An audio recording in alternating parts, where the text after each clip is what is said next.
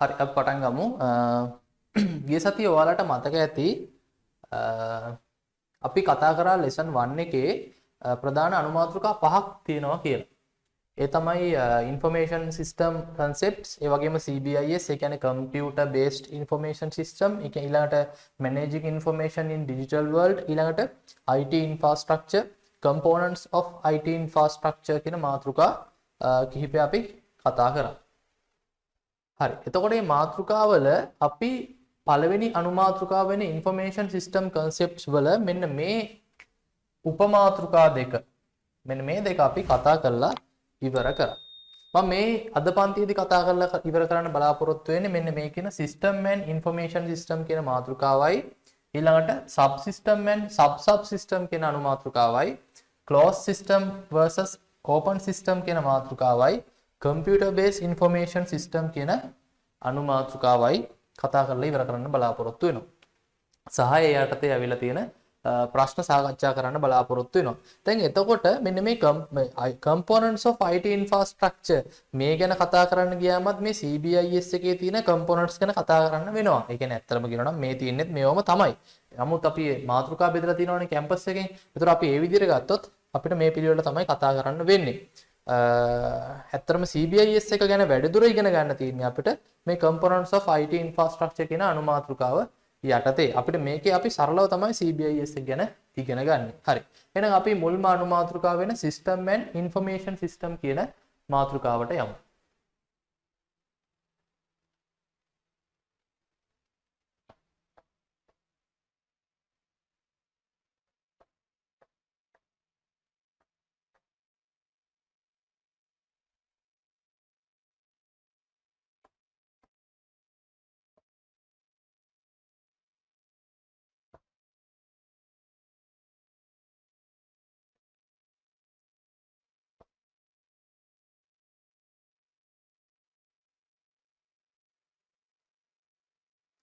හරි. මුලින්ම ගත්තොත් එහෙම අපිට තියෙනවා information system එකක් සහ system එකක් අතර වෙනස ඉගෙන ගන්න. මුලින්ම තියෙනවා අපිට system එකක් කියන්නේ මොකක්ද කියලා අහලා. ඇත්තටම system එකක් කියලා කියන්නේ මොකක් හරි එක පොදු අරමුණක් සඳහා යම්කිසි component කිහිපයක් එකතු වෙලා වැඩ කිරීම තමයි system එකක් කියලා කියන්නේ. උදාහරණයක් විදිහට අපිට human body එක ගන්න පුළුවන්. human body එක කියලා කියන්නේ අපි අපේ ශරීරය. එතකොට ඒ ශරීරයේ තියෙන කොටස් මොනවද? අපේ ශරීරයේ කොටස් තියෙනවා මොනවද? ආහාර ජීර්ණ පද්ධතිය තියෙනවා, ශ්වසන පද්ධතිය තියෙනවා, රුධිර සංසරණ පද්ධතිය තියෙනවා, අස්ථි පද්ධතිය තියෙනවා. මේවා එකතු වෙලා තමයි අපේ ඇඟ කියන දේ ජීවත් කරවන්නේ. එතකොට ඒ ඔක්කොම පද්ධති එකට සෙට් වෙලා තමයි මිනිස් ශරීරය කියන පද්ධතිය හැදෙන්නේ. ඒ කියන්නේ ඔය ඔක්කොම components එකට එකතු වෙලා තමයි මිනිස් ශරීරය කියන පද්ධතිය හැදෙන්නේ. හරි. ඊළඟට දැන් අපි ගත්තොත් එහෙම මේ system එකක ප්‍රධාන කොටස් තුනක් තියෙනවා අපිට ඉගෙන ගන්න. ඒ තමයි ප්‍රධානම කොටස් තුන තමයි සිස්ටම් එකක තියෙන ඕනම සිස්ටම් එකකට ඉන්පුට් තියෙනවා. දැන් කැම්පස් එකෙන් ඔයාලට දීලා තියෙන උදාහරණය තමයි තේ හැදීම කියන එක. දැන් තේ හැදීමට අදාළ කරන පද්ධතියේ ඉන්පුට් කරන්නේ මොනවද? තේ කොළ, සීනි, පිටි, වතුර. ඊළඟට ඉන්පුට් එක ඊළඟට යවනවා process එකට. ඊළඟට තියෙනවා process. ඒකෙදි ඒගොල්ලෝ කැම්පස් එකේ උදාහරණ පෙන්නලා තියෙන්නේ තේ හදනවා කියන එක. කියන්නේ මෙතන තියෙන සීනි පිටි තේ කොළ වතුර මෙතන කරන වැඩේ ඉතින් වතුර උණු කරලා සීනි දිය කරලා පිටි දිය කරලා එහෙම කරලා තේ එක හදනවා කියන එක. ඊට පස්සේ එනවා output එක. ඒ කියන්නේ තේ එක. තේ එක තමයි output එක. ඊට පස්සේ මේ ප්‍රධාන එකට අමතරව තව එකක් තියෙනවා system එකක මූලික කොටස් වල. ඒ තමයි feedback.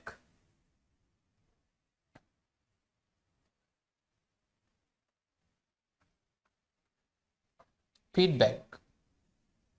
ඒ කියන්නේ කියනවා තේ කොළ මදි, පිටි මදි, සීනි මදි.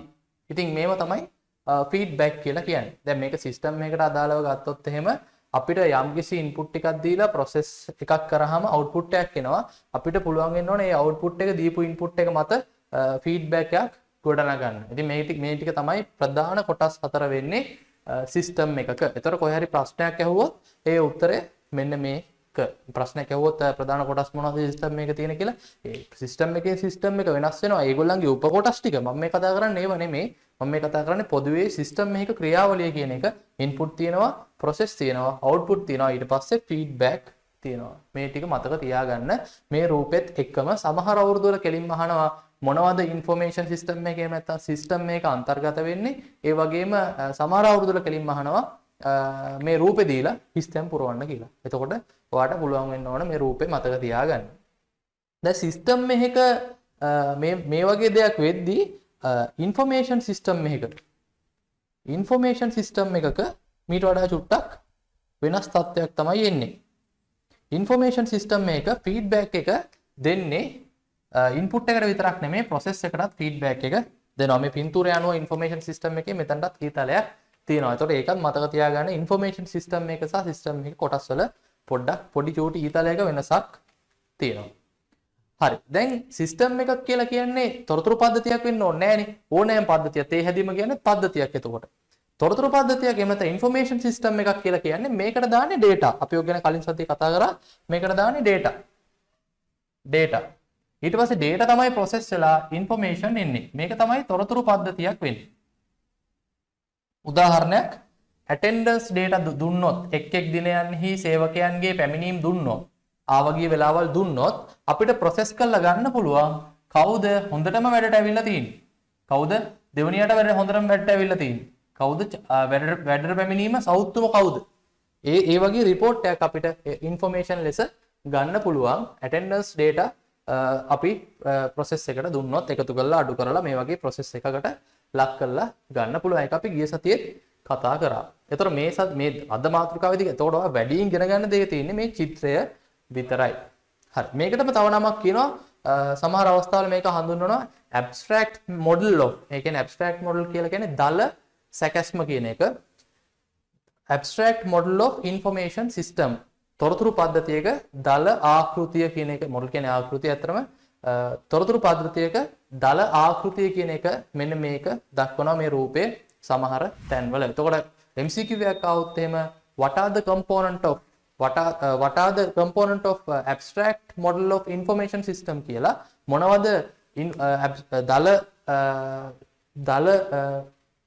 මොනවද abstract model එකේ component කියලා අහුවොත් එහෙම මේ ටික ඔයාට ලියා ගන්න පුළුවන් වෙන්න ඕන.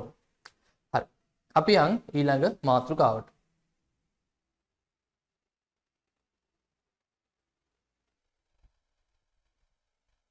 ඊළඟට තියෙනවා අපිට සබ් සිස්ටම් එකක් සහ සිස්ටම් එකක් අතර වෙනස අඳුර ගන්න.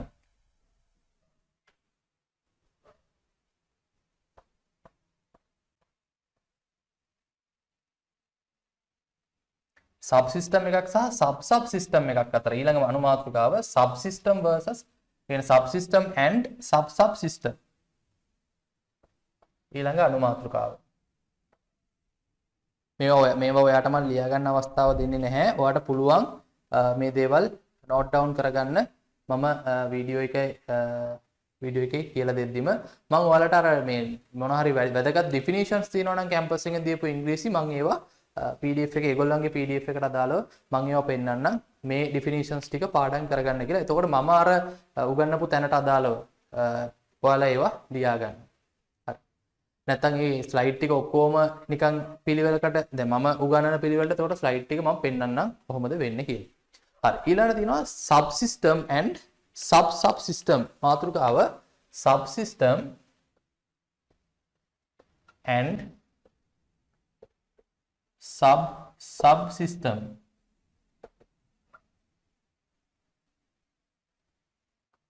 කියන උපපද්ධති සහ උප පද්ධති කියන එක තමයි මෙතන කියන්නේ. කැම්පස් එක දීලා තිනවා මෙන්න මෙහෙම ස්ටේට්මන්ට් එකක්. මම මේ කටින් කියන්නම් පෙන්නන්න යන්නේ නැහැ. Subsystem is a system within a system. ඒ කියන්නේ subsystem එකක් කියන්නේ කියන්නේ උපපද්ධතියක් කියලා කියන්නේ සිස්ටම් එකක් ඇතුලේ තියෙන තවත් සිස්ටම් එකක්ලු. උදාහරණයක් මම කියන්නම් මිනිස් සිරුර කියන සිස්ටම් එක. මිනිස් සිරුර කියන පද්ධතිය ගත්තොත් එහෙම ඒකේ සබ්සිස්ටම් එකක් තමයි රුධිර සංසරණ පද්ධතිය. ඒකේ සබ්සිස්ටම් එකක් තමයි ආහාර ජීර්ණ පද්ධතිය. ඒකේ සබ්සිස්ටම් එකක් තමයි අස්ථි පද්ධතිය. මේවා අපිට ගන්න පුළුවන් සිස්ටම් එකක තවත් ඒ කියන්නේ උපපද්ධති කියන එක තමයි මෙතනදී සරලව අදහස් කරන්නේ. subsystem is sorry subsystem is a system within a subsystem. ඒ කියන්නේ මේ වගේ. දැන් ඔතන සරල අදහසක් තියෙන්නේ. subsystem එකක් කියලා කියන්නේ system මේක මේ තවත් ඇතුලේ තියෙන system. subsystem එකක් කියලා කියන්නේ subsystem මේක. ඒ කියන්නේ මේ වගේ. දැන් ඔන්න මිනිස් සිරුර තියෙනවනේ.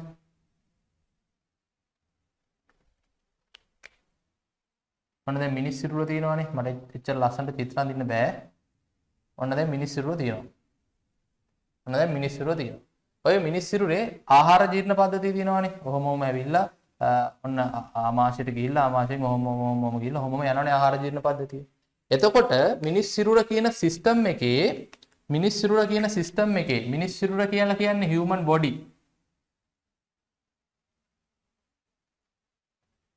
මේක සිස්ටම් එකක්.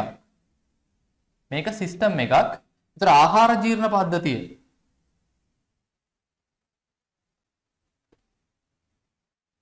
ආහාර ජීර්ණ පද්ධතිය කියලා කියන්නේ සබ් සිස්ටම් එකක්. ඒකේ තියෙන ආමාශයේ ක්‍රියාකාරීත්වය ගැන අධ්‍යයනය කරන්න ගියාම ඔයාට ඒකේ තියෙන ආමාශයේ ක්‍රියාකාරීත්වය මෙන්න මේ කොටස. ඒක ඇවිල්ලා අර ආහාර ජීර්ණ පද්ධතියේ තව උප කොටසක්නේ. ඒක නිසා අන්න ඒකට තමයි අපි කියන්නේ සබ් සිස්ටම් එකක් කියලා. ඒ කියන්නේ ආහාර ජීර්ණ පද්ධතිය කියන්නේ සබ් සිස්ටම් එකක්. ඒකෙත් තව කොටසකට අපිට කියන්න පුළුවන් සබ් සිස්ටම් එකක් කියලා. ඒතර අර definition ටික මතක තියාගන්න. Subsystem is a system within a system made up of subsystems. ඒ කියන්නේ system එකක් හැදිලා තියෙන subsystem වල එකතුවෙන්. දෙවෙනි definition එක තමයි subsystem is a system within a subsystem. ඒක තමයි දෙවෙනි definition එක. හරි. ඊළඟට අපිට කතා කරන්න තියෙන ඊළඟ මාතෘකාව. ඊළඟ මාතෘකාව ඔයාලට දීලා තියෙන්නේ open system versus closed system කියලා. නමුත් ඕක පරණ සිලබස් එකේ ඔයාලට 2020 දී අලුත් සිලබස් එක අලුත් වුණානේ. ඒක නිසා තමයි ඕක open system versus closed system කියලා දීලා තියෙන්නේ. නමුත් පරණ සිලබස් එකට අදාළව ගත්තොත් ඔතන තියෙනවා තව ගොඩක් dynamic versus static system. ඊළාට ඔය වගේ තව ගොඩාක් දේවල් තියෙනවා. ඉතින් අපිට කතා කරන්න පුළුවන් මේ දේවල් ගැන. මොකද පාස් පේපර් එකකින් ප්‍රශ්නයක් ආවොත් ඒ දේවල් වලින් ප්‍රශ්නයක් එන්න පුළුවන් නිසා. මොකද මෙතන open versus closed කියලා දීලා තිබ්බට ඒක ඇවිල්ලා තව එක මාතෘකාවක් විතරයි. මාතෘකාව මොකද්ද? අපිට ඉගෙන ගන්න තියෙන types of systems. ඒකේ යටතේ පළවෙනි එක තමයි open versus closed කියලා කියන්නේ. ඕක තමයි අපිට මාතෘකාව විදිහට දීලා තියෙන්නේ කැම්පස් එකෙන්. අනිත් කොටස් ටික දීලා නැහැ. ඊළඟට තියෙනවා stable versus dynamic.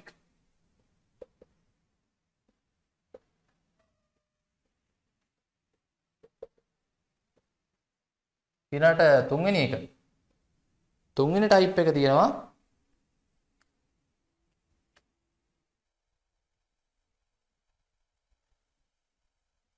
adaptive non-adaptive.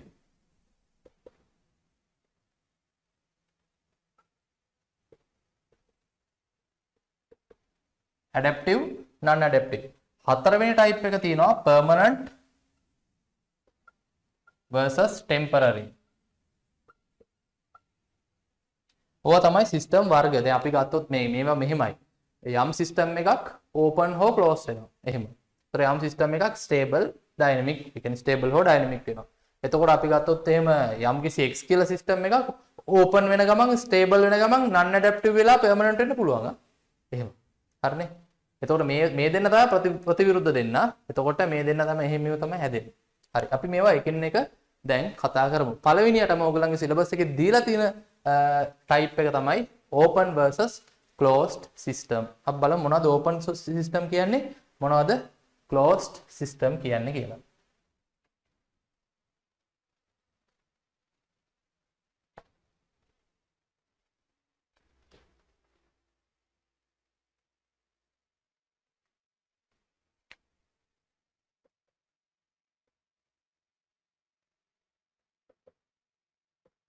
open system versus closed system. හරි. මම මේක ඔයාලට කැම්පස් එකෙන් දීලා තියෙන ඒ ස්ලයිඩ් එකත් එක්කම කතා කරන්නම්. එතකොට ඔයාලට ඒකේ ඉංග්‍රීසි කොටස් ටිකත් අපිට කතා කරන්න පුළුවන්.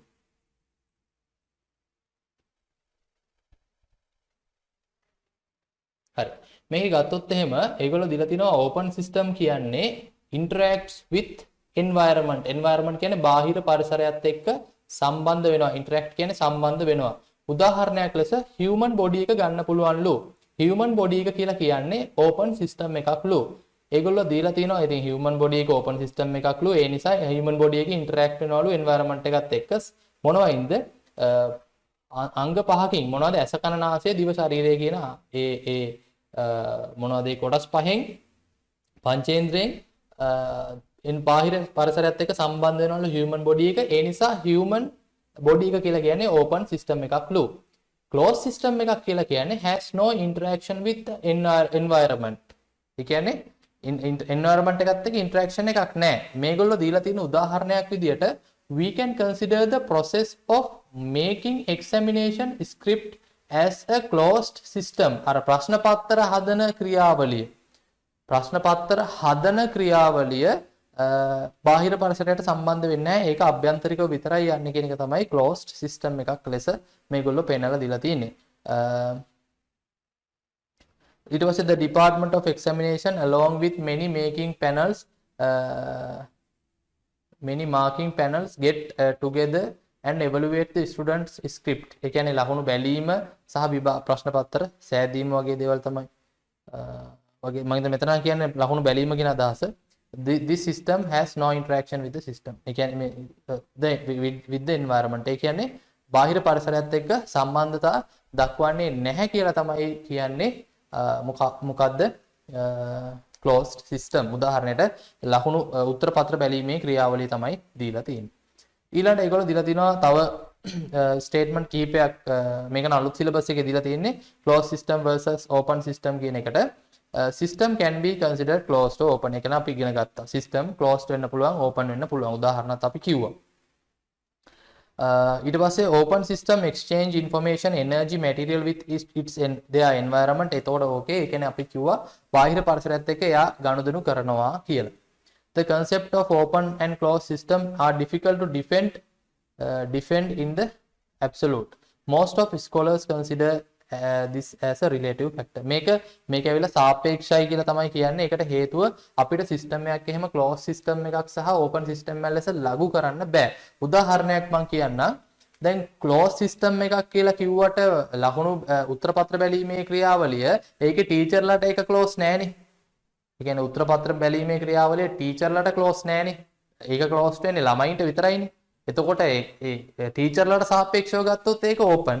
ළමයින්ට සාපේක්ෂව ගත්තොත් ඒක closed. ඒකයි මෙතනදී කියන්න උත්සාහ කරන්නේ. මතක තියාගන්න මේ හැම වාක්‍යයක්ම MCQ ස්ටේට්මන්ට් එකක් ලෙස එන්න පුළුවන්. පහත සඳහන් වාක්‍ය අතුරින් closed system සහ open system අතරින් නිවැරදි වන්නේ මොනවාද කියලා. එතකොට මේ ඕනම වාක්‍යයක් එන්න පුළුවන් විභාගෙට. එතකොට මේව මතක තියා ගැනීම ඔයා සතුයි. ඊළඟට අපි ඊළඟ සිස්ටම් වර්ගය stable dynamic. මොකද්ද stable මොකද්ද dynamic කියන්නේ? stable කියලා කියන්නේ සාමාන්‍යයෙන් වෙනස් වෙන්නේ නැහැ කියන අදහස. ඒ වුණාට වෙනස් වෙන්නේ නැහැ කියන අදහස වුණාට stable කියන්නේ අපි දන්නවා මේ එහෙම වෙනස් වෙන්නේ නැති දෙයක් නැහැ කියලා. ඒ නිසා මෙයා කියන්නේ stable ලෙස අර්ථ දක්වන්න පුළුවන්. ඊටාම චූටි වෙනස්කමක් වෙනවා නම් කාලයට සාපේක්ෂව. කාලයට සාපේක්ෂව ඊටාම චූටි වෙනස්කමක් වෙනවා නම් අපිට අර්ථ දක්වන්න පුළුවන් මොනවයි කියලාද? stable system එකක් කියලා. උදාහරණයක් විදිහට දීලා තිනවා මේකේ අධිකරණ පද්ධතිය. මේගොල්ලෝ කියනවා ඉතින් අධිකරණ පද්ධතිය ලේසියෙන් වෙනස් වෙන්නේ නැහැ. ඒ නිතර වෙනස් වෙන්නේ නැහැ. ඒක බොහොම කලාතුරකින් වෙනස් වෙන එකක් කියලා තමයි කියන්නේ. dynamic system කියලා කියන්නේ නිතර වෙනස් වෙනවා. rapidly වෙනස් වෙනවා. rapid කියන්නේ වේගයෙන්. rapid කියන්නේ වේගයෙන්. එතකොට rapidly වෙනස් වෙනවට අපි කියනවා dynamic system එකක් කියලා. දැන් ඒක තමයි මෙතනදී definition එකේ දීලා තියෙන්නේ. ඒගොල්ලෝ උදාහරණයක් විදිහට දීලා තිනවා we can consider the human body. human body කියලා කියන්නේ dynamic system එකක්ලු. ඔව් මොකද heart rate එක වෙනස් වෙනවා, blood pressure එක වෙනස් වෙනවා, ඊළඟට දැන් අපේ ඇඟේ ශරීරයේ එක දේවල් වෙනස් වෙනවානේ. කාලයත් එක්ක. එතකොට human body එක කියලා කියන්නේ dynamic system එකක්ලු. එතකොට අපි ඉගෙන ගත්තා human body කියලා කියන්නේ open close system අතරින් open වෙන නමුත් stable dynamic අතරින් dynamic වන system එකක්. ඊළඟට adaptive non adaptive.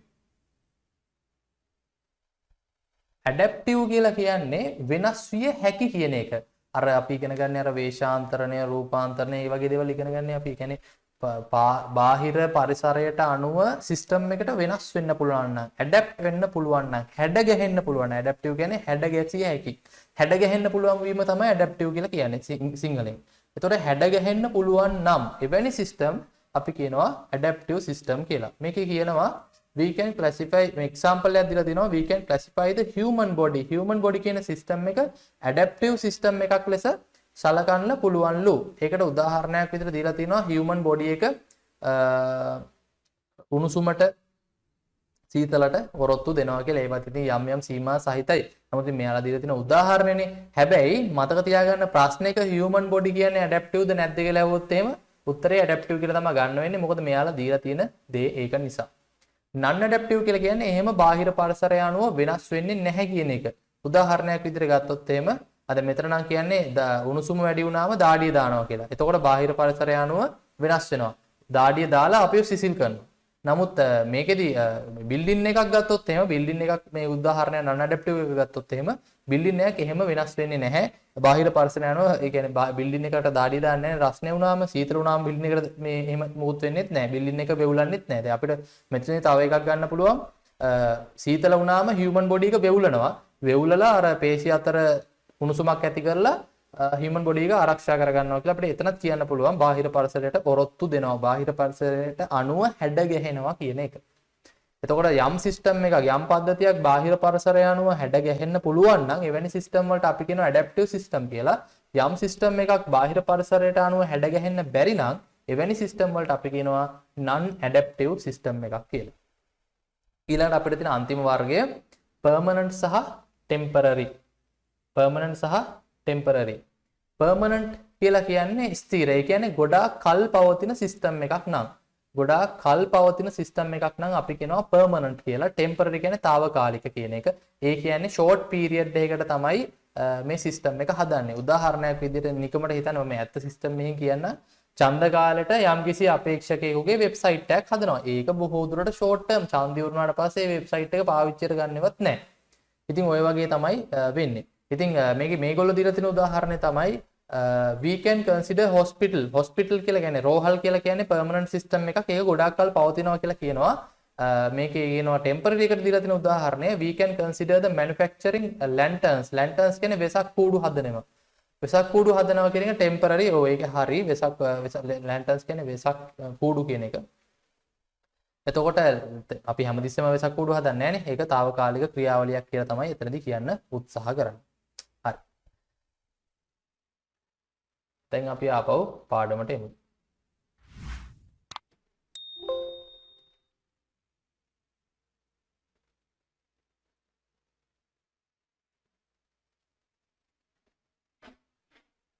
ඊළඟට අපිට තියෙනවා මාතෘකාවක් කතා කරන්න CBIS.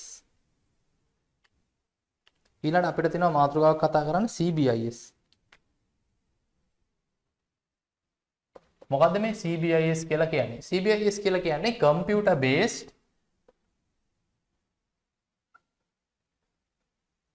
information system.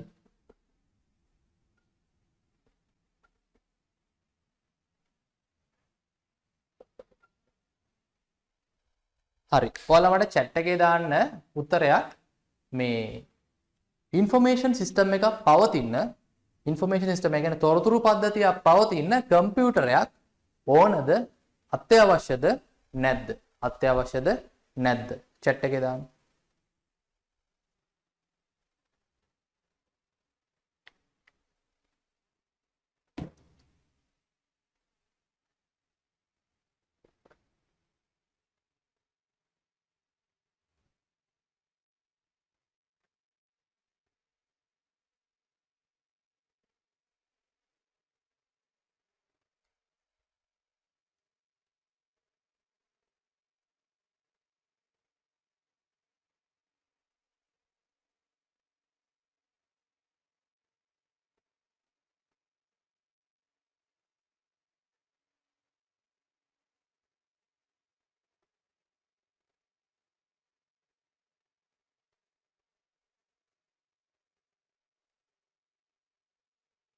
ඔව් ඇත්තටම සිස්ටම් එක ඉන්ෆර්මේෂන් සිස්ටම් එකක් පවතින. ඒ කියන්නේ තොරතුරු පද්ධතියක් පවතින අපිට අත්‍යවශ්‍ය නෑ කම්පියුටරය කියන සාධකය.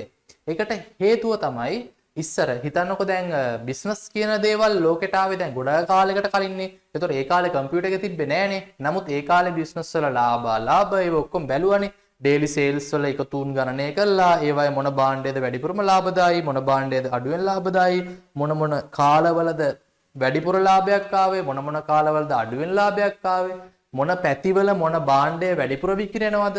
ඉතින් මේ වගේ දේවල් හෙව්වේ නැද්ද කම්පියුටරේ නැති කාලේ? හෙව්වා. කොහොමද හෙව්වේ? අතින් මැනුවල්. එහෙම නැත්නම් පේපර් බේස්. පේපර් බේස් ඒ කියන්නේ කොළවල ලියලා.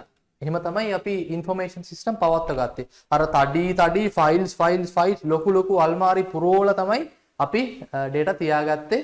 data සහ ඉන්ෆර්මේෂන් තියාගත්තේ මේ වගේ තොරතුරු පද්ධතියක් පවත්ව ගන්න. නමුත් කම්පියුටරේ පැමිණීමත් එක්ක පුළුවන් වුණා අපිට මේ අර ලොකු තඩි ෆයිල් වල ලියලා තියපු දේවල් කම්පියුටර් එකේ ස්ටෝර් කරන්න. මම ඔයාලට කලින් සතියේ කිව්වා ඒ කම්පියුටර් එකේ ස්ටෝර් කරන තැනට අපි කිව්වා database එක කියලා. එතකොට අපිට පුළුවන් database එකේ දත්ත ස්ටෝර් කරන්න. ඊට පස්සේ මේ දත්ත අරගෙන process කරන්න. දැන් අපි දන්නවනේ information system එකක් කියලා කියන්නේ නිකන් දත්ත විතරක් නෙමෙයිනේ. information system එක පුළුවන් වෙන්න ඕන දත්ත අරගෙන process කරලා information output කරන්න. ඒක අපි ඉගෙන ගත්තා ඉස්සෙල්ලා. එතකොට ඒ database එකේ තියෙන දත්ත අරගෙන process කරන්න මිනිස්සු හැදුවා application. ඒකත් කම්පියුටර් එක උඩ රන් වෙනවා. කම්පියුටර් එක උඩ රන් වෙන application හැදුවා. ඒ application වලින් තමයි information generate කරගත්තේ. එහෙනම් මේකෙදී අපි හිතන්න ඕනේ හැමතිස්සෙම information system පවතින කම්පියුටර් එකක් අත්‍යවශ්‍ය නැහැ. හැබැයි information system වලට ගොඩාක් පහසුවක් වුණා. මිනිස්සු දැන් අතින් ගණන් හදන්නේ නැහැ. මිනිස්සු අතින් අර පොත් ගණන් පෙරලගෙන දමාගෙන එහෙම ගණන් හදන්න අවශ්‍ය නැහැ. කම්පියුටරේ තියෙන නිසා අපිට දැන් කම්පියුටරේ පාවිච්චි කරලා information system එකක් ගොඩනගා ගන්න පුළුවන්. අන්න එතකොට අපිට අර අතින් හදනකොට දවසට කරන්න පුළුවන් වැඩ බොහොම පොඩ්ඩයි. නමුත් කම්පියුටරේ හරහා ඒ දවස් ගානක වැඩ බොහොම තප්පරෙන් දෙකෙන් කරලා දෙනවා. එතකොට කම්පියුටර් based information system එකක් කියලා කියන්නේ based කියලා කියන්නේ කම්පියුටරේ පාවිච්චි කරලා හදපු information system එකක්.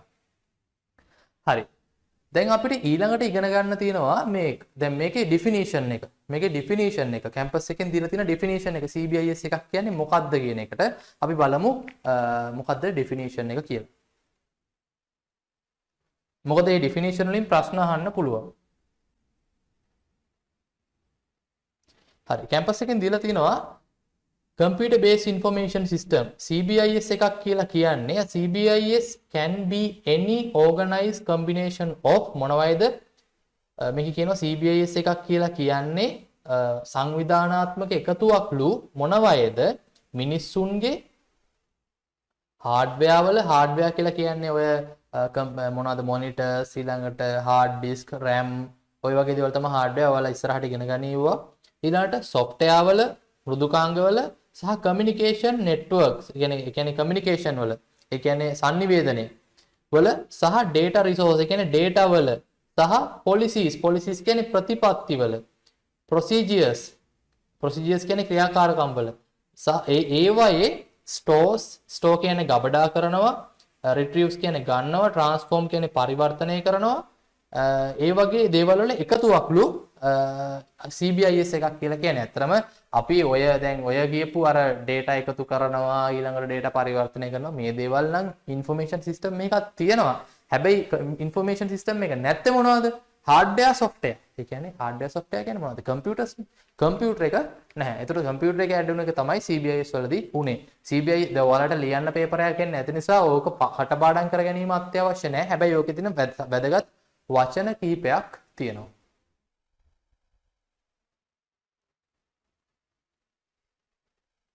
හරි ඊළඟට අපි ඉගෙන ගන්න යන් CBIS එක ප්‍රධාන components මොනවද කියලා. මේක ප්‍රශ්නයක් විදියට විභාගෙදී අහන්න පුළුවන් CBIS එක ප්‍රධාන components මොනවද කියලා. අර definition එකේ තිබ්බා මොනවද ප්‍රධාන components. මොනවද ප්‍රධාන components? පළවෙනි component එක තමයි hardware. ඒ කියන්නේ computer එකක් තියෙනවා. පළවෙනි පිළිවෙලක් නැහැ hardware. මම ලියන පිළිවෙල තමයි hardware. computer එකක් තියෙනවා. යකඩ ගොඩක් තිබ්බ පළියට computer එකක් වෙනවද? hardware කියන්නේ යකඩ ගොඩක්. ඒ කියන්නේ computer එක off කරලා තිබ්බම. කම්පියුටරේ ඕෆ් කරලා තිබ්බම ඒක නිකම්ම නිකන් යකඩ ගොඩක්. ඒක ඇතුලේ වැඩ කරන softwares තියෙන්න ඕන. ඊළඟ එක. software. 3. දැන් කම්පියුටරේකුයි software එකයි තිබ්බයි කියලා වැඩක් තියෙනවද? දැන් ඔන්න කම්පියුටරයක් තියෙනවා, ඒ කියන්නේ hardware තියෙනවා, software තියෙනවා. දැන් ඌ ඔටෝ වැඩේ කරන් යනවද? නෑ. ඔය වැඩේ කරවන්න මිනිස්සු ඕන, peoples.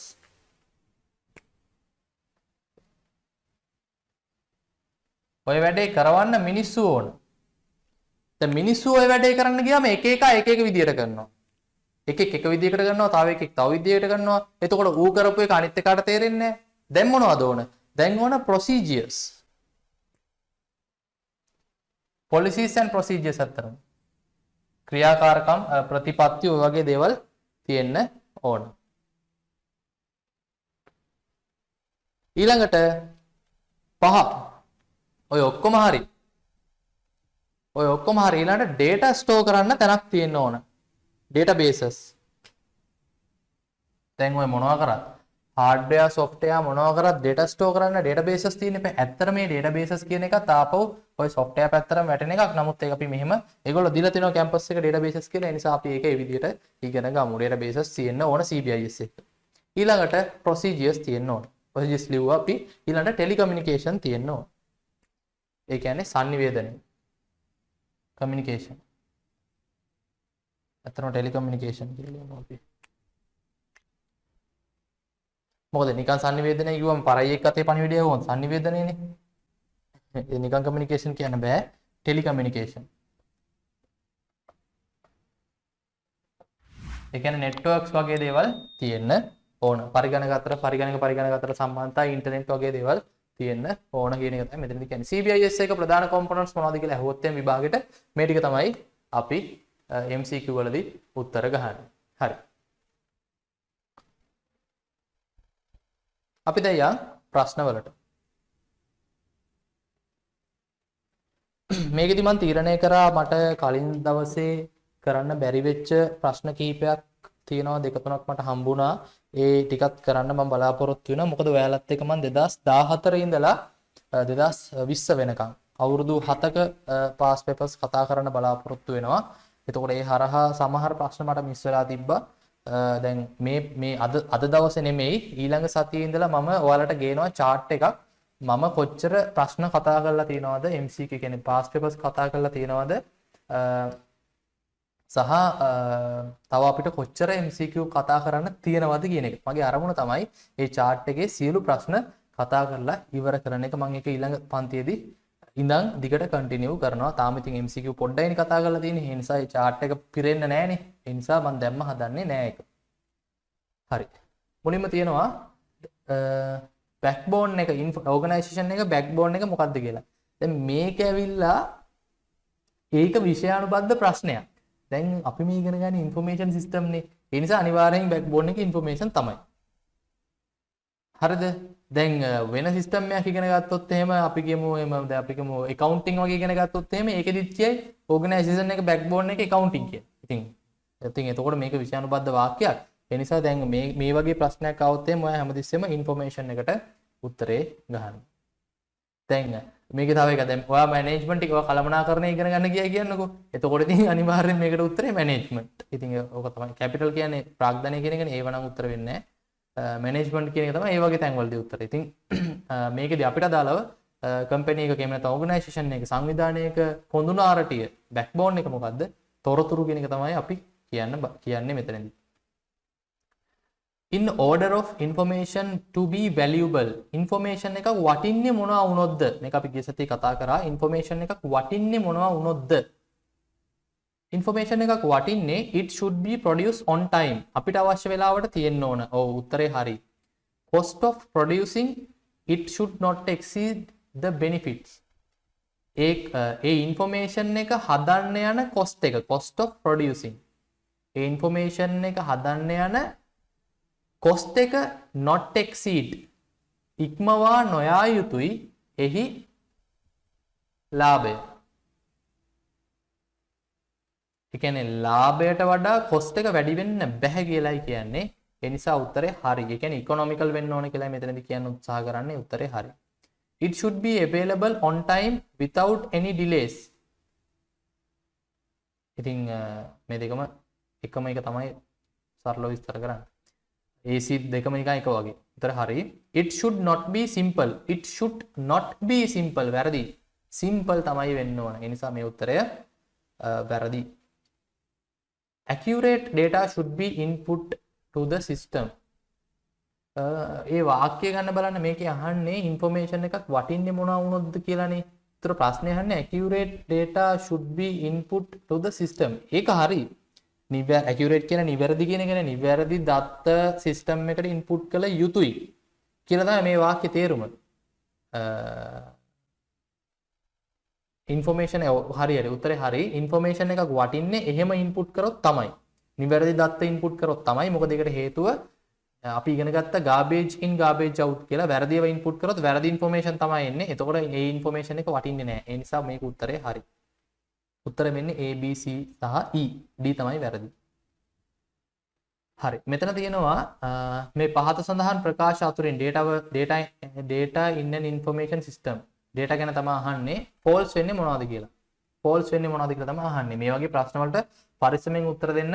මොකද ගොඩාක් ප්‍රශ්න අහන්නේ true නිසා ඔයා true වලට ගහලා එන්න පුළුවන්. ඇත්තටම true නෙමෙයි අහලා තියෙන්නේ false තමයි අහලා තියෙන්නේ. එහෙම වුණොත් ඔයාට ලොකු අමාරුවක වැටෙනවා. Data cannot be converted into information after processing. වැරදි. data process කරාම information බවට පත් වෙනවා. information අපිට output ගන්න පුළුවන්. ඒ උත්තරේ වැරදි. වැරදිනේ අහන්නේ. බලන්න දැන් මටත් පැටලිච්ච එක. false තමයි අහන්නේ. එතකොට ඒ නිසා මේක උත්තරයක් වෙනවා. Numbers, letters, other characters and images are known. Numbers, letters, other characters and images are known as alphanumeric data. වැරදි. alphanumeric data කියලා කියන්නේ ඉලක්කම් සහ ඉංග්‍රීසි අකුරු වලට කියන තනි වචනය. alphanumeric කියලා කියන්නේ ඉලක්කම් සහ ඉංග්‍රීසි අකුරු වලට කියන තනි වචනයක්. එතකොට ඒක ASCII මේ images තියෙන්න බෑ. ඒ නිසා මේ උත්තරය වැරදි. වැරදි කියන්නේ ඒක හරි. statement එක වැරදි කියලා කියන්නේ ඒක හරි. මොකද උත්තරය අහන්නේ false එක. reliability කියන්නේ විශ්වාසනීයත්වය. විශ්වාසනීයත්වය කියන්නේ reliability of information describe usefulness of the information. විශ්වාසනීයත්වය විස්තර කරනවලු විශ්වාසනීයත්වය මගින් විස්තර වෙන්නේ එහි ප්‍රයෝජනවත් භාවයලු. ඉතින් මේක අපිට ගන්න පුළුවන් හරි කියලා. මොකද යම් තොරතුරක් විශ්වාස නැත්තම් ඒකේ ඇති ප්‍රයෝජනයක් නැහැ. යම් තොරතුරක් විශ්වාස නම් අපිට ඒකේ ප්‍රයෝජන තියෙනවා. ඒ නිසා මේ උත්තරය හරි. ස්ටේට්මන්ට් එක හරි. ඒ නිසා මේක උත්තරයක් වෙන්නේ නැහැ. Simplicity in the representation. Simplicity කියන්නේ සරලභාවය. ඒක දැක්වීමේදී information එකක් ඉදිරිපත් කිරීමේදී එහි සරලභාවය වැඩි කරනවලු. ඒ කියන්නේ සරලභාවය විසින් වැඩි කරනවලු එහි පාවිච්චිය. මොකටද? decision making process එකේ භාවිතාවන් වලට වැඩි. ඒ කියන්නේ භාවිතාව වැඩි කරනවලු මොනවා මගින්ද? ඒක information represent වීම, information පෙන්වීම සරල කිරීම මගින්. ඒ උත්තරේ හරි. statement එක හරි. ඒ නිසා උත්තරයක් වෙන්නේ නැහැ. Decision makers must always balance the value of information with the cost of producing it. තීරණ ගන්න අය හැමතිස්සෙම බැලන්ස් කරන්න ඕනලු ඉන්ෆර්මේෂන් එකේ වටිනාකම සහ ඒක ගන්න යන කොස්ට් එක. උත්තරේ හරි. ඒ කියන්නේ ස්ටේට්මන්ට් එක හරි. ඒ නිසා ඒක උත්තරයක් වෙන්නේ නැහැ. මොකද අහන්නේ false ඒවා නිසා. හරි. ඔන්න දැන් අද පාඩමේ ඉඳන් ප්‍රශ්න එනවා. මේකේ අහන්නේ ඉන්ෆර්මේෂන් සිස්ටම් එක තියෙන්නේ මොනවද කියලා. අපි දන්නවා ඉන්ෆර්මේෂන් සිස්ටම් එක ඉන්පුට් තියෙනවා, අවුට්පුට් තියෙනවා, ප්‍රොසෙස් තියෙනවා, ෆීඩ්බැක් තියෙනවා. ඉන්ෆර්මේෂන් සිස්ටම් එකක කම්පියුටරේ තියෙන්න ඕන කියලා නීතියක් නැහැනේ. ඒ CBIS එකනේ. CBIS එක තමයි software hardware තියෙන්නේ. මේ ඉන්ෆර්මේෂන් සිස්ටම් එකක් කියලා කියන්නේ කොළ කැලි පාවිච්චි කරලා කරන්නත් පුළුවන්. ඒ නිසා මේකේ උත්තරේ වෙන්නේ A, B, D සහ E. මේකත් ඒ ප්‍රශ්නේමයි අහන්නේ. main components of an information system. උත්තරේ වෙන්නේ input තියෙනවා, process තියෙනවා, output තියෙනවා, feedback තියෙනවා. methods වැරදි. මෙන්න අර මම කිව්වා වගේ මේ chart එක කෙලින්ම මේකේ අර මම ඇන්ද feedback යටින් මම අර මම පන්ති ඉගෙනුවේ feedback යටින්. නමුත් මේගොල්ලෝ නා උඩින් දීලා තියෙන එක ප්‍රශ්නයක් නැහැ. P කියන්නේ input එක පැහැදිලිනේ. එතකොට මේ උත්තරේ වැරදි, මේ උත්තරේ වැරදි. Q කියන්නේ input process. එතකොට Q කියන්නේ process. ඒ කියන්නේ මේ උත්තරේ වැරදි. කියන්නේ මේ උත්තරේ වැරදි. ඊළඟට R කියන්නේ output. R කියන්නේ output. ඒ කියන්නේ මේ උත්තරේ වැරදි. R කියන්නේ output නේ මෙතන වැරදිනේ. මෙතන වැරදි නිසා මේක වැරදි. ඒ නිසා උත්තරේ වෙන්නේ answer E. හරි. මෙතන කියනවා consider the following statements which are about the components of a system. System එක components වල පිළිබඳ සත්‍ය වන්නේ මොනවද කියලා අහන්නේ. Input to a system could take a manual or automate method. System එක input ගන්නකොට manual කියලා කියන්නේ අපිට අතින් දෙන්නත් පුළුවන්. automate කියලා කියන්නේ මොකක් හරි machine එකක් මාර්ගයෙන්. ඒ කියන්නේ auto ස්වයංක්‍රීය විදියට ගන්නත් පුළුවන්. උදාහරණයක් මම කියන්නම්. දැන් අපි ගමුකෝ අපිට පුළුවන් උෂ්ණත්වය කියන දේ මයින උපකරණයක් හයි කරන්න. ඒතර උෂ්ණත්වය කියන දේ මයින උපකරණයක් හයි කරාම එයා දිනපතා ඒ හැමදාම තියෙන යම්කිසි වෙලාවක උෂ්ණත්වය ගන්නවා. එයා ඔටෝමැටික් ඉන්පුට් ගන්නවා. ඒ අනුව අපිට ඒ දත්ත ප්‍රොසෙස් කරලා ගන්න පුළුවන්. එහි උෂ්ණත්වයේ හැසිරීම ගැන අවබෝධය. ඒ කියන්නේ ইনফෝමේෂන් ගන්න පුළුවන්. ඒ නිසා ඒ උත්තරේ හරි. ඉන්පුට් අපිට දෙන්න පුළුවන් මැනුවල් හරි ඔටෝමේට් මෙතඩ් එකට හරි. ඒ නිසා පළවෙනි ස්ටේට්මන්ට් එක හරි. මේකේ අහන්නේ false වෙන්නේ මොනවද කියලා. Processing components is important as it support to improve the quality of the input. Processing component එක ඊටාම වැදගත්ලු. ඒකේ support එක improve වෙනවලු quality of the input. වැරදි. input එකේ quality එක improve වෙන්නේ නැහැ. එහෙම වෙන්නේ හොඳ processing එකක් තියෙනවා නම් output එකේ quality එක තමයි improve වෙන්නේ. ඒ නිසා මේ statement එක වැරදි. The output of a system could become an input of another system. මොක මම ගිය සතියේ කතා කරා එක system එකක output එකක් තවත් system එකක input එකක් වෙනවා. මොකද output input කියන එක සාපේක්ෂයි. ඒ නිසා මේ උත්තරය හරි. ඒතර මේකේ දෙක විතරයි වැරදි. ඒ නිසා මේකේ false නේ අහන්නේ දෙක විතරයි වැරදි. හරි. අපි යන් ඊළඟ ප්‍රශ්නෙට. මේ ප්‍රශ්න ටිකක් කියවලා තේරුම් අරගෙන එහෙම උත්තර දෙන්න ඕන ප්‍රශ්නයක්. මේක කියනවා ABC Private Limited is a digital printing company. They brought මේක ඒ කියන්නේ ABC කියන්නේ digital print කරන company එකක්ලු.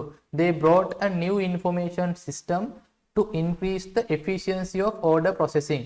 ඒගොල්ලෝ මිලදී ගත්තලු අලුත් information system එකක් මොනවටද වැඩි කරන්න increase වැඩි කරන්න මොනවද efficiency කියලා කියන්නේ කාර්යක්ෂමතාව වැඩි කරන්න මොනවයිද order processing වල දැන් print orders එනවනේ මේක print කරන්න මේක එක එක customers ලා මේක print කරන්න කියලා එක එක print orders එනවනේ ඒ print orders process කරන්න මිනිස්සු අතින් කරන්න ගියොත් සෑහෙන වෙලාවක් යන නිසා මේවා මේ computer එකකින් හරහා process කරන්න ඕන නිසා system එකක් අරගෙන තියෙනවා. Now customers can place orders online. දැන් මේ system එක හරහා online order කිරීමේ හැකියාව තියෙනවා customers ලාට.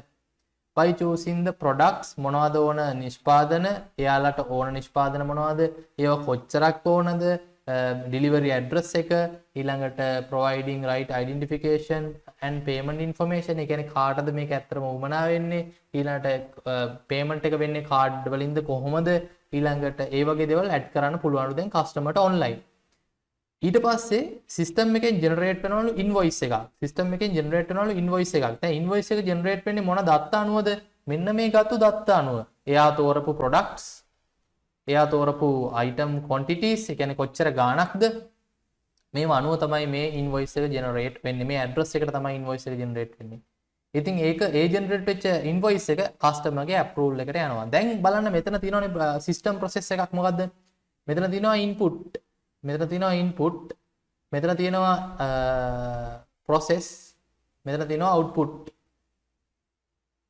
නේ items ගාන මොනවද තෝරපු items ගාන මේවා ඔක්කොම process කරලා generate කරගන්න පුළුවන් invoice bill order according to the above description which of the following can be considered as system process system මේක process එකක් ලෙස අර්ථ දක්වන්න පුළුවන් මොකක්ද කියලා අහනවා choosing the product product තේරීම customer විසින් මොන product ද online order කරන්න කියලා තේරීම.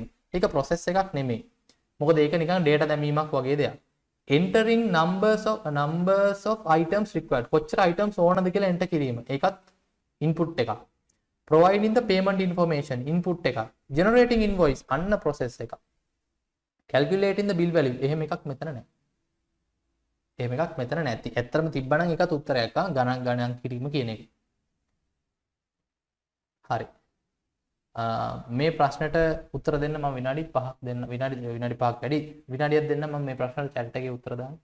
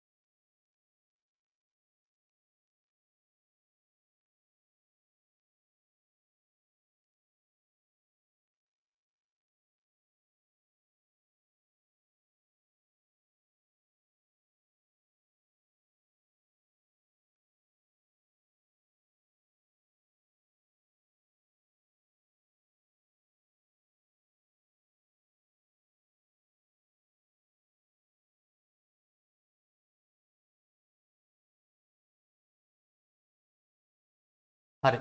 මේ ප්‍රශ්නට උත්තර වෙන්නේ මේකේ අහන්නේ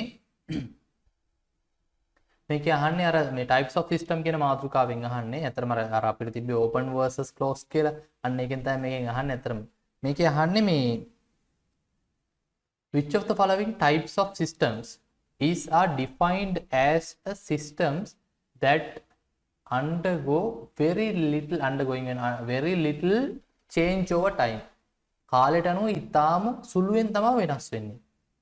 වෙනස් වීම වෙනස් නොවීම කියලා කියන්නේ ඇත්තරම ඩයිනමික් සහ ස්ටේබල් අතරනේ. ඒ නිසා මේ උත්තර කොහොමත් වැරදි. වෙනස් වීම වෙනස් නොවීම කියන්නේ ඩයිනමික්ද ස්ටේබල්ද කියන එකනේ. ඩයිනමික් කියන්නේ ගොඩක් වේගෙන් වෙනස් වෙනවා කියන එක. හිමින් වෙනස් වෙනවා කියන එක. ස්ටේබල් කියන එකට තමයි අපිට උත්තරය ගන්න පුළුවන් වෙන්නේ. ඒතර ඩයිනමික් උත්තරය වැරදි. මේක යහන්නේ හියුමන් බොඩි එක. විනාඩියක් දෙන්නම් උත්තර දාන්න බලන්න chat එකේ.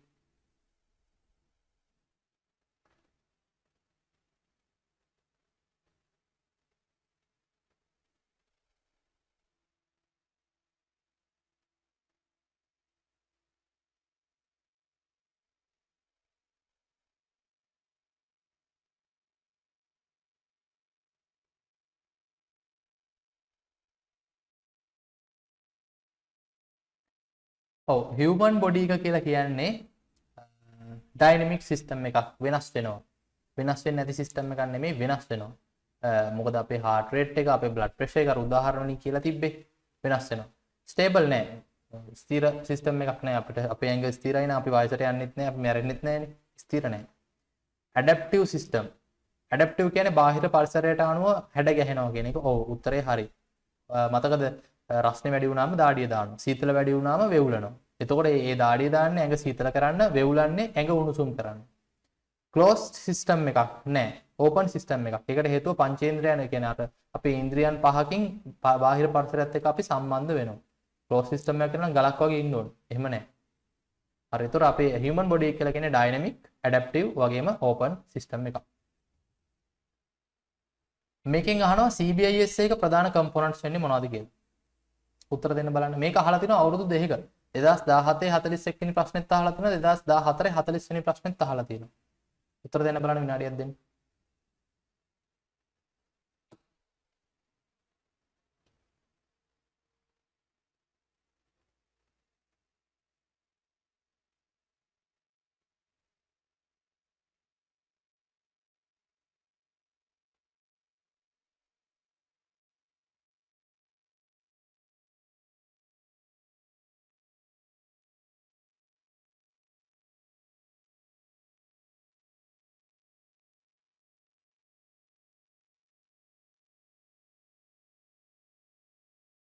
හරි අපි බලමු මේකෙන් අහලා තියෙන CBIS එක ප්‍රධාන කොම්පොනන්ට්ස් මොනවද කියලා. ඒ කියන්නේ CBIS එක අන්තර්ගත වන්නේ මොනවද කියලා අරකම තමයි අහලා තියෙන්නේ. people මිනිස්සු ඉන්නවා, hardware ඉන්නවා. මම කිව්වේ මොනවද? hardware, software, මිනිස්සු, procedures, databases, telecommunication. එතකොට උත්තරේ වෙන්නේ මෙතන malware කියන එක තමයි උත්තරයක් නොවෙන්නේ. අනිත් ඒවා ඔක්කොම උත්තර. හරි බලමු මේක. the raw data which is input ඒ කියන්නේ raw data කියලා කියන්නේ අමුදත්ත input to a CBIS computer based information system එකකට input කරාම can directly support decision making without further processing process කරන්න නැතුව decision make කරන්න පුළුවන්ලු raw data වලින් CBIS එකෙන් CBIS නෙමෙයි මොන IS එකකින්වත් බෑ CBIS කියලා කියන්නේ IS මනේ information system මනේ ඒක කම්පියුටරේ පාවිච්චි කරලා කරනකොට නේ අපි CBIS කියලා කියන්නේ ඒතකොට එහෙමයි කියලා raw data වලින් අපිට direct decision මේ තීරණ ගන්න බෑ decision make කරනවා කියන්නේ තීරණ ගන්නවා කියන එක එහෙම තීරණ ගන්න බෑ මේවා process කරලා information විදිහට පත් කරලා තමයි අපිට තීරණ ගන්න පුළුවන් වෙන්නේ උදාහරණයක් විදිහට එක customer කෙනෙක්ගේ invoice එකක් දිහා බලලා අපිට තීරණය කරන්න බෑ customers ලා වැඩිපුරම ගන්න භාණ්ඩ මොනවද කියලා අපි ඒකට customers ලාගේ invoices 100ක් 200ක් අරගෙන ඒවා එකිනෙකට අධ්‍යයනය කරලා analyze කරලා process කරලා අපිට ගන්න පුළුවන් වැඩිපුරම විකිනෙන භාණ්ඩය මොකක්ද කියලා. ඔන්න ඔහම තමයි අපිට process කරාට පස්සේ තමයි අපිට තොරතුරු ගන්න පුළුවන් වෙන්නේ. එතකොට තමයි අපිට තොරතුරු වලින් තමයි අපිට තීරණ ගන්න පුළුවන් වෙන්නේ. මේ උත්තරය වැරදි. Processing is carried out on output data. හරි. මේ වාක්‍යයෙන් කියන උත්සාහ කරන්නේ carried out කියලා කියන්නේ දැන් මෙතන processing කියලා කියන්නේ process කිරීම කියන එක carried out කියලා කියන්නේ processing සිද්ධ වන්නේ processing වල ක්‍රියාව සිදු වන්නේ මොනවා මතද on output data the input data මේ වාක්‍ය වැරදි ක්‍රියා කියන්නේ process එක සිද්ධ වෙන්නේ මේ කියන්නේ යම්කිසි ක්‍රියාවලියක් සිද්ධ වෙන්නේ input data මත output data මත නෙමෙයි examples of processing could be applying mathematical formulas on input data ඒ උත්තරේ හරි processing වල උදාහරණයක් ලෙස ගන්න පුළුවන්ලු mathematical formulas ඒ කියන්නේ ගණිතමය සමීකරණ apply කිරීම මොනවා මතද input data මත ඒ නිසා මේ උත්තරේ හරි answer තුන්වෙනි එක හරි එතකොට තුන විතරයි හරි මේක අහන්නේ true කියන්නේ තුන විතරයි only 3 හරි මේක බලමු මේකෙන් අහනවා consider the following statement about output devices මම මේකන ලබන සතියේ බොහෝ දුරට කතා කරයි මේකේ hardware කොටස් ගැන එහෙම නැත්නම් ලබන සතියේ හෝ ඊළඟ දවසේ කතා කරයි hardware කොටස් ගැන දැනට අපි සරල අවබෝධයක් ගමු කම්පියුටර් එක තියෙනවා කම්පියුටරයට විධාන දෙන්න පාවිච්චි කරන. يعني කම්පියුටරයට අපි දත්ත දෙන devices වලට කියනවා input devices කියලා. කම්පියුටරෙන් අපිට දේවල් පෙන්වන devices වලට පෙන්වන නැත්නම් අපිට ඇහෙන්න සලස්වන දේවල් වලට අපි කියනවා output devices කියලා. එතකොට මේකේ අහන්නේ CBIS එකේ තියෙන output devices ගැන. Output devices are hardware devices ඒක හරි which enable users enter data to a CBIS. CBIS එකට data enter කරන්න පාවිච්චි කරන hardware නෙමෙයි. ඒවට කියන්නේ input hardware කියලා. output කියලා කියන්නේ CBIS එකෙන් අපිට පෙන්වන දේවල්. එතකොට මේ උත්තරය වැරදි. Output devices such as monitors help us to get soft and hard copies of a document or a report. ඒ උත්තරේ හරි. output devices වලින් output device වලට උදාහරණයක් දීලා තියෙනවා monitor. monitor කියලා කියන්නේ අපේ කම්පියුටරේ අපිට රූප පේන්න පාවිච්චි කරන ඒ දේ. එතකොට මේ monitor වගේ output devices වලින් අපිට soft copies ගන්න පුළුවන් information. ඒ වගේම ඕනේ නම් output devices වලින් hard copies ගන්නත් පුළුවන්. monitoring hard copies ගන්න බෑ. ඔය soft copy සහ hard copy කියලා කියන්නේ soft copy කියලා කියන්නේ ඔය hard copy කියලා කියන්නේ print outs කියන එක. print outs කියන එක soft copy කියලා කියන්නේ නිකන් කම්පියුටරේ බලනවා කියන එක. කම්පියුටර් ඕන නම් බලන්නත් පුළුවන් නැත්නම් ඉතින් hard copies print out කරලා ගන්නත් පුළුවන්. ඒතකොට printer එකේ අයිති වෙන්නේ output device එකට තමයි. ඒ නිසා මෙතන වැරද්දක් නැහැ. document එකක් හරි report එකක් හරි අපිට බලන්න ඕන නම් පුළුවන් නැත්නම් print out එකක් ගන්නත් පුළුවන්. ඒ නිසා මේ වාක්‍යය හරි. Some hardware devices support input and output functions. ඒ උත්තරේ හරි. touch screen එකක් ගත්තොත් touch screen එකකින් ඔයාලට පුළුවන් කම්පියුටරයට input දෙන්නත් ඒ වගේම කම්පියුටරේ දේවල් ඔයාලට බලන්නත් පුළුවන්. එතකොට touch screen එක කියන එක input and output function දෙකම වෙනවා. ඒ නිසා some hardware devices support input and output කියන දෙයට උත්තරේ හරි. ඒ නිසා එක වැරදි 2යි 3යි තමයි හරි. ඒ නිසා මේකතන ඇත්තටම නිවැරදි උත්තර නැහැ. මේකේ මේ වගේ අවස්ථාවක් ආවොත් එහෙම අපි දන්නවා පළවෙනි එක කොහොමත් වැරදි කියලා. පළවෙනි එක කොහොමත් වැරදි. එතකොට මේ උත්තරේ වැරදි. මේ උත්තරයත් වැරදි. මේ උත්තරයත් වැරදි. අපිට ඉතුරු වෙන්නේ 3යි 2යි විතරයි. අපි දන්නවා 3 අනිවාර්යෙන් හරි කියලා. එතකොට මෙතන වැරද්ද කරලා තියෙන ෂුවර් එකටම මේ මොනිටර් එක තියෙනව නේද? මේ මොනිටර් එකෙන් hard copies ගන්න බෑනේ. ඒක තමයි මෙයා මේ වැරදි කියලා කියනවා ඇත්තේ. පැහැදිලිද මම ඔයාලට කියපු එක? මොනිටර් කියලා කියන්නේ නිකන් ස්ක්‍රීන් එකනේ. ස්ක්‍රීන් එකෙන් hard copy print out ගන්න බෑනේ. ඒක තමයි මෙතනදී මෙයා වැරදි කියලා උත්තර කියනවා ඇත්තේ. ඒතර මේකේ බොහෝ අවස්ථාවල් තියෙනවා උත්තරය only 3 වෙන්න. ඇත්තටම මේක only 3 විය යුතුයි උත්තරේ. ඇත්තටම මේකේ 2 and 3 තමයි උත්තරේ. නමුත් ඒක ඉතින් අර ඉංග්‍රීසි වාක්‍යයේ තේරුම් ගන්න ආකාරය අනුව තමයි ඒක වෙනස් වෙන්නේ. අර ambiguous වාක්‍යයක්, පැටලෙන වාක්‍යයක්. අර මරන්න එපා අතාරින්න වගේ තමයි. දැන් මරන්න එපා අතාරින්න කියලා කිව්වම ඒකෙන් අදහස් කරන්නේ මරන්න එපා අතාරින්න කියන එකද? නැත්නම් මරන්න එපා අතාරින්න කියන එකද වගේ වාක්‍යයක් තමයි. ඒ වගේ වට අපි කියනවා ambiguous කියලා. ambiguous වාක්‍යයක් මෙතන තියෙන්නේ. හරිද? අපිට only 3 තමයි යන්න වෙන්නේ. හරි. ඊළඟට ගත්තොත් එහෙම consider the following statements. The raw data which is input CBIS අර statement එකමයි. ඒකමයි. ඒ ප්‍රශ්නේමයි. අර කලින් තිබ්බේ අපිට ප්‍රශ්නයක්. මෙන්න මේක 2016 6 ආපෝ ඒ ප්‍රශ්නේ මම දෙපාරක් දාලා. හරියට. ඒක ඕනේ නැහැ කරන්න. ඒක අපි කලින් කරා. 2016 38 2016 the component of CBIS which acts as an interface between user request and hardware of system known as CBIS එක.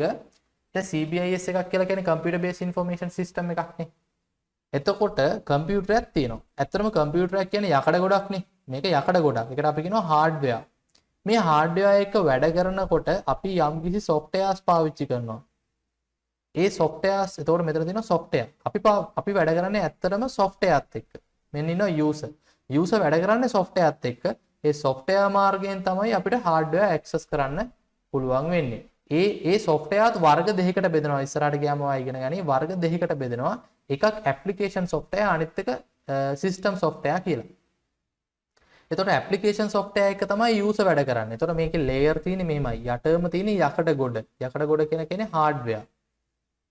ඊට උඩ තියෙනවා system software. ඊටත් උඩ තියෙනවා application software. application software කියන්නේ Microsoft Word ඔය වගේ. application software. ඊටත් උඩ තමයි user ඉන්නේ. ඒතර user වැඩ කරන්නේ application software එක. hardware තමයි යටම තියෙන්නේ. මේකෙන් අහන්නේ userයි hardware අතර තියෙන්නේ මොනවද කියලා තමයි මේ ප්‍රශ්නෙන් අහන්නේ. ඒ කියන්නේ user ගේ hardware ඒ කියන්නේ user hardware access කරන්නේ මොන ඉන්ටර්ෆේස් එක පාවිච්චි කරලාද කියලා අහන්නේ. ඒ නිසා උත්තරේ විදිහට අපිට ගන්න පුළුවන් application software සහ system software කියලා. මේ ගැන ඉස්සරහට ඉගෙන ගන්න ඕවාලා වැඩිදුර. මේක අහනවා the following statement are based on the component of CBIS. Policies and procedures are important component of a CBIS. මම ඔයාලට කිව්වා ඒක උත්තරේ හරි. අපි කිව්වා CBIS එකේ component 6ක් තියෙනවා. මොනවද component 6? hardware, software, people, procedures. එතනදී මම ඔයාලට කිව්වා මතකද procedures විතරක් නෙමෙයි policies and procedures තමයි ඒකේ නියම නම කියලා. ඒ වගේම databases අනිත් එක telecommunication කියන එකත් තනියෙන් කියන්නේ සාමාන්‍ය telecommunication and networking කියලා තමයි කියන්නේ. හරි. එතකොට මේ පළවෙනි උත්තරය හරි. System software is used by end user. System software කියන්නේ අර ඇන්ද චිත්‍රේ මතක තියාගන්න. system software කියන්නේ මෙතන තියෙන ඒවා. end user කියලා කියන්නේ මේ කම්පියුටරේ පාවිච්චි කරන අය. එයාලා පාවිච්චි කරන්නේ system software නෙමෙයි application software. එනිසා මෙයා කියනවා system software is used by end users to develop application software. මෙතනදී මේ end users කියලා අදහස් කරන්නේ programmersලත් එක්ක. එතකොට programmersලත් එක්ක බලද්දි මේක තව ඉස්සරහට ඉගෙන ගන්න ඕන කාරණාවක්. programmersලත් එක්ක බලද්දි එයාලා system software පාවිච්චි කරනවා. උදාහරණයක් මම කියන්නම්. ඔය අලුතෙන් software හදන්න ගියාට පස්සේ software එකක් කියලා කියන්නේ code කරන එකනේ. යම්කිසි කේතයක් ලියනවා, යම්කිසි code එකක් ලියනවා. ඒ code එක ලියන්න පාවිච්චි කරන software වලට අපි කියනවා IDE කියලා. ඒ IDE වැටෙන්නේ system software ගණයට. එතකොට ඒකේ තියෙනවා ඊළඟට ඒ code එක compile කරනවා කියලා ක්‍රියාවක් කරනවා. ඒ compile කරනවා කියන ක්‍රියාවට කරන්නත් compiler කියන software જાතියක් අවශ්‍යයි. ඒ software જાතිය වැටෙන්නේ system software ගණයට.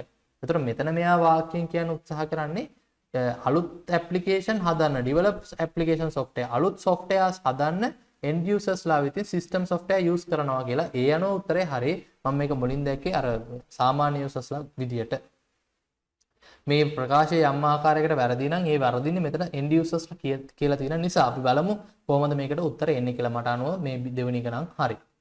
Computer networks help organizations to implement policies. Computer network උදව් කරනවලු organization වලට policies implement කරන්න. එහෙමනම් එහෙම එකක් නැහැ. කම්පියුටර් පොලිසිස් කියන්නේ වෙනම එකක්. කම්පියුටර් නෙට්වර්ක්ස් කියන්නේ වෙනම එකක්. ඒතකොට මේ උත්තරය වැරදි. මේක මට හරි කියලා ගන්න බෑ. ඒතකොට 1යි 2යි තමයි ගන්න වෙන්නේ. ඒතර ඒ අනුව ගත්තොත් එහෙම 1යි 2යි කියලා උත්තරයක් නැහැ. අපි හොඳාකාරව දන්නවා පළවෙනි එක හරියටම හරි කියලා. පළවෙනි එක හරියටම හරි ගියාට පස්සේ අපිට උත්තර මේක අයින් කරන්න පුළුවන්. මේක අයින් කරන්න පුළුවන්. මේක අයින් කරන්න පුළුවන්. උත්තර දෙකයි ඉතුරු වෙන්නේ. ඒතර ඒ දෙකටම අනුව දෙවෙනි එක වැරදි. එතකොට ඒ වගේ අවස්ථාවක ඔයා ඒට ගහලා ඉන්න. දැන් මෙතනදී මේ කම්පියුටර් නෙට්වර්ක් සෙල්ෆ් ඕගනයිසේෂන් කියන එකට මම හිතන්නේ හරි ඇති කියලා. නමුත් ඔයාට බයයි වගේ නම් ඔයා සීත් ගහලා ඉන්න මෙවැනි අවස්ථාවක. හරි. මොකද මේකට හේතුව මේ සමහර වාක්‍ය තියෙනවා ඒ වාක්‍ය ඇවිල්ලා ප්‍රොෆෙසර්ගේ හිතේ භාගයක් يعني මේ පේපර් එක හදපු එක්කෙනාගේ හිතේ භාගයක් තියාගෙන තමයි ඊතුරු භාගෙ මෙතනට දාන්නේ. එතකොට ඉතින් ඒක හරිද වැරදිද කියලා කියන්න එයාගේ විවරණය අවශ්‍යයි. මොකද්ද මේකෙන් ඇත්තටම අදහස් කරන්න කියලා. ඉතින් එහෙම අදහස් කරන්න කියන්නේ මොකද්ද කියලා එක දන්නේ නැතුව අපිට හරියටම උත්තරයක් දෙන්න බෑ මේක හරිද වැරදිද කියලා. ඒ නිසා තමයි මෙවැනි ප්‍රශ්න මතුවෙන්නේ. හරි. අපිට එහෙනම් ඇවිල්ලා තියෙන ප්‍රශ්න ටික මෙතනින් ඉවර වෙනවා.